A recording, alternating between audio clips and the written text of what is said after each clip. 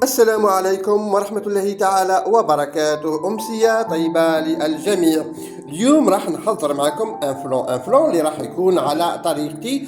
ابتكرته لأنه اضطريت لابتكار هذا الوصفة اللي راح نجربها ونشاركها معكم. لأنه في الأول أنا شريت ان فلان على أساس فلان فاني، معناتها فلان فانيليا، ولكن ما فيه لا مذاق فانيليا ولا حتى شيء. لهذا اضطريت انه نبتكر وصفه، لانه ما راحش نرميه بطبيعه الحال. الفلون هذا راح يكون على باز دي كابريز. عندي ايضا شويه على كاكاوات. عندي هادي، عندي رابحه كراميل ليكيد.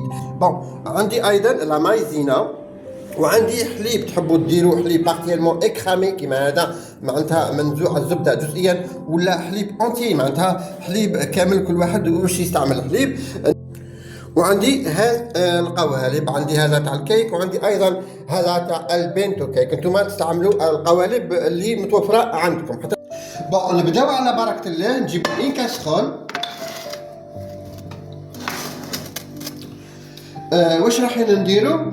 اول حاجه راح نحطوا فيها لا مايزينا، ملعقه تكون بيان رومبلي هكذا، ابان شويه كيما راكم تشاهدوا، ابان شويه. انا راح نستعمل حليب منزوع الزبده جزئيا، معناتها بارتيالمون اكرامي، فقط شويه تاع الحليب ماشي بزاف. ونحاول نحل هذيك لا مايزينا هنايا، نذوبها مع الحليب ما تدناش هذوك الكتل. بعد ما حلينا هذيك لا مايزينا في الحليب كامل، واش راح ندير؟ راح ندير ايضا حوالي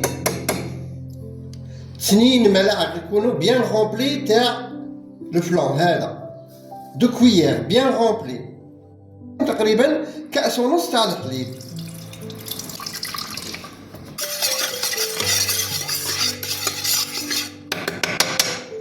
بعد ما خلطنا الحليب ولا مايزينا ولو فلان، واش راح ندير؟ عندي شويه تاع لا كاكاوات. هذه راح نديرها عفوا هنا في الرحايه في لا مولينكس.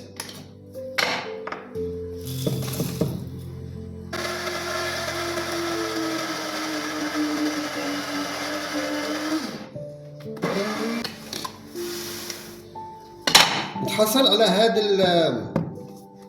هذا القوام، تشاهدوا فوالا. هنايا راهي شويه ناعمه، نحطوا شويه تاع كاكاوات هكذا. صدقوني المذاق تاعها يجي رائع، حاولوا فقط انكم تجربوه.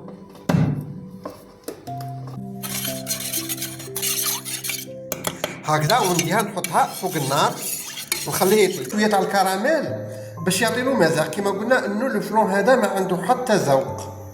فوالا هكذا غير شويه. شوفوا هنايا بدا يطيب، ها ولا بدا يتقال بهذه الطريقه كيما هكا. هنا نحبسوا.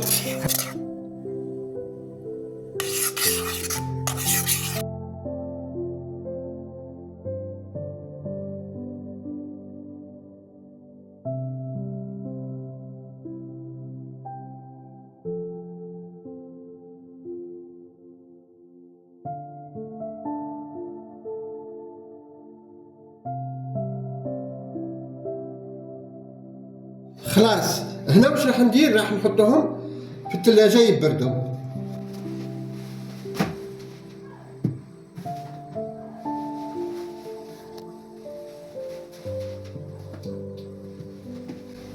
نفس العملية راح نحط اول شيء لا مايزينا كما قلنا، نديرو ملعقة بيان رومبلي هكذا معمرة مليح، ونزيدو لها غير شوية هاك ابين شوية كما راكم تشاهدوا هكذا.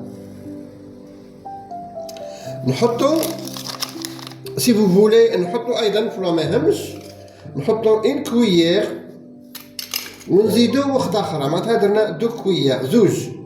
نحطو الحليب اللي بقى نصف العلبه، راح نحطوه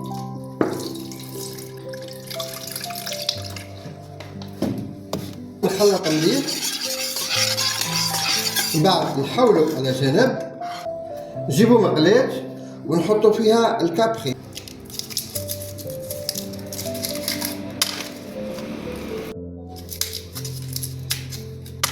شويه تاع الحليب، درت حوالي 25 حبه تقريبا.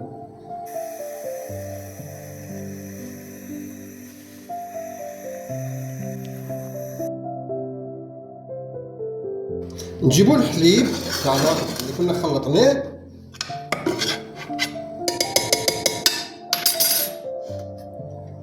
ونضيفو عليه الكابريس السائله ونخلط مليح. وبعد هذا راح نديه نحطه فوق النار ونخليه حتى يطيب كما درنا بالطريقه الاولى.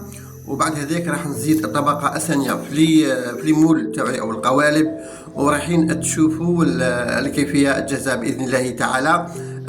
نقول لكم دمتم في رعايه الله وحفظه.